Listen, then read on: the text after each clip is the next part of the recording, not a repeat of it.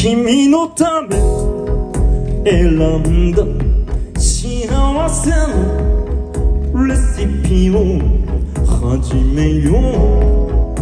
今夜も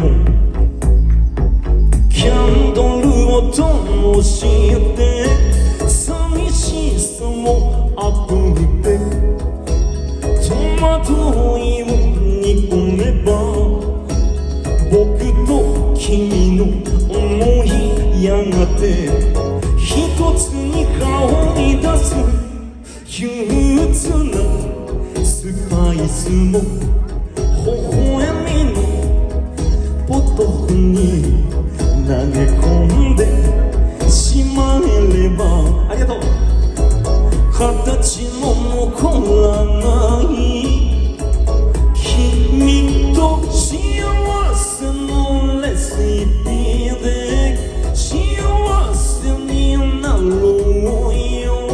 幸せのレシピで愛をもっと味わいたい。幸せのレシピで幸せに作ろうよ。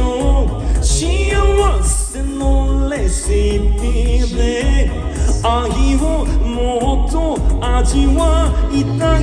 幸せのレシピで幸せになろうよ。